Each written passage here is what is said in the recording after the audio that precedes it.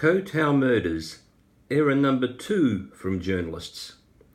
The blunder I'm about to discuss was both huge and widespread. As I speak, I'll be playing images from part of a Thai language report that provides a welcome contrast to those English language reports that contain the error.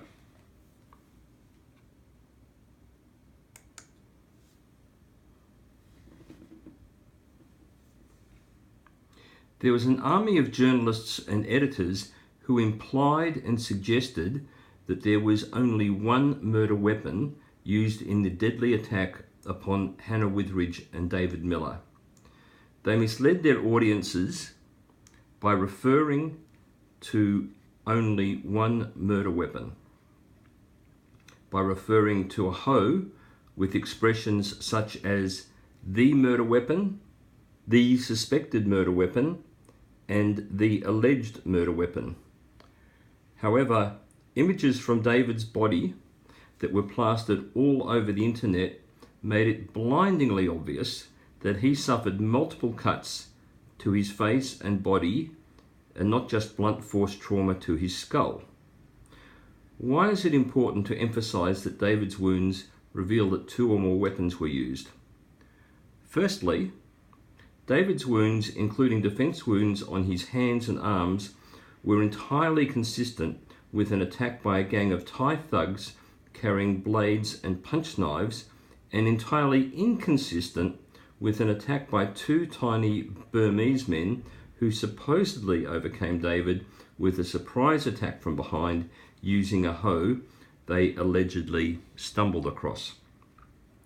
Secondly, there was no evidence linking the Burmese men to the hoe or to any other weapon in the form of a blade. Now, it's true that this army of journalists did not expressly state that only one murder weapon was used, but the necessary implication is that there was only one because they employed the word the. English teachers describe the as the definite article and the words a and an as the indefinite article. The sloppy use of a word in this situation demonstrates a profound aversion to independent thought or analysis and a disregard for clarity. Words are important, especially in such a vitally important profession as journalism. It is worth keeping in mind, in the front of one's mind, that the Police Lieutenant General Panyamarman initially identified 2 members of a very influential Thai family, being Mon and Nomsod, as being involved in the murders, but the general was then immediately taken off the case and made no further comments. It's important to scrutinise journalists, but also give credit where it's due. In the background, I've been playing part of a short Thai language report on the murders, where the journalists make it clear that more than one weapon was used against David. Please check out the link below for the whole report on YouTube. I will also include a link to a YouTube video by a Thai man living in the USA who uses the name of David.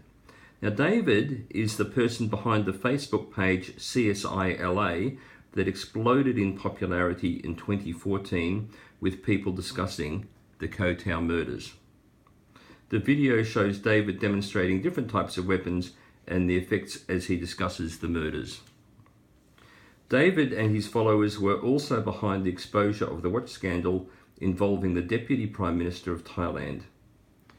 If you found this interesting or informative, please click like and share and check out the links below. Thanks so much for watching until the end, and keep safe.